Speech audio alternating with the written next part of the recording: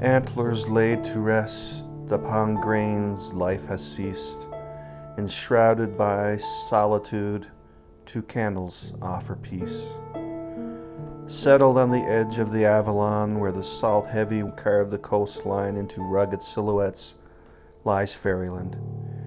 It is a place where the dirt beneath your boots feels less like soil and more like a library, each layer a page of a story 4 centuries deep.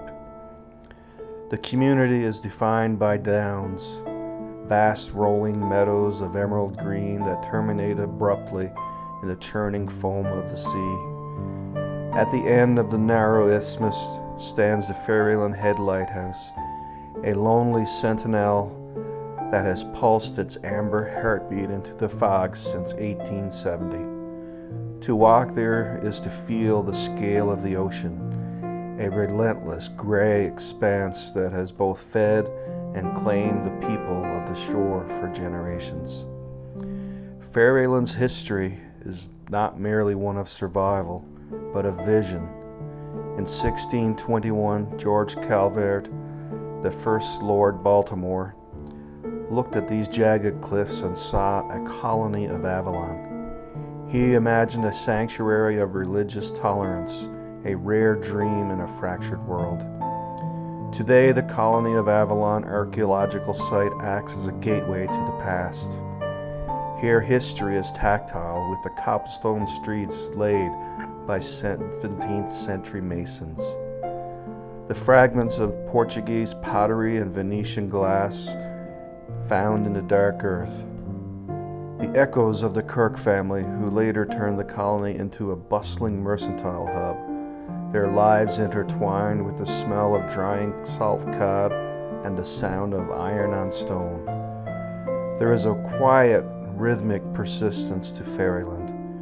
You see it in the brightly painted saltbox houses that hug the hillsides, and you hear it in the local dialect, a melodic blend of Irish lilt and West Country English that has survived the isolation of the Irish Loop.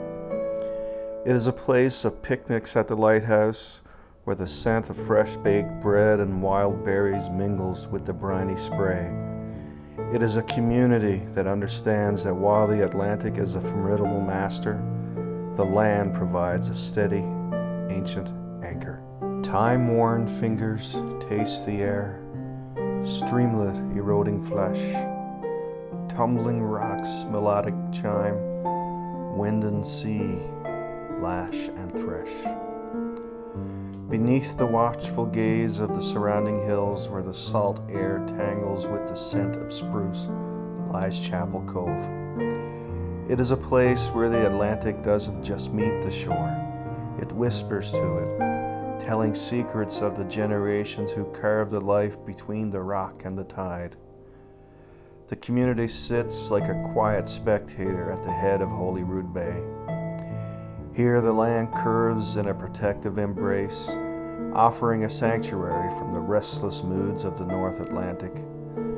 The cove is a patchwork of deep greens and rugged grays, where the soil was once turned by hand and heart, and the meadows still hold the ghosts of old fences and cattle bells. The story of Chapel Cove is written within the endurance of its people, settled largely by Irish souls who brought with them the rhythm of the old world. The community grew around the warmth of the hearth and the labor of the fishery. Its name itself is a testament to faith, a nod to the early chapels that stood as beacons of hope and gathering points for the scattered, hard-working folk. The arrival of the Newfoundland Railway transformed the silence, threading the community into a wider tapestry of the island and bringing the whistle of progress to the valley.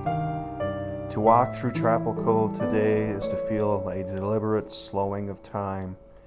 It is a place of long looks where neighbors still recognize the silhouette of a passing truck and the wind carries the distant chime of a church bell. It is a corner of the Avalon where the hills hold the fog like a secret and the water reflects a sky that has seen centuries of resilience. It isn't just a map coordinate. It's a heartbeat kept in time with the rolling tide.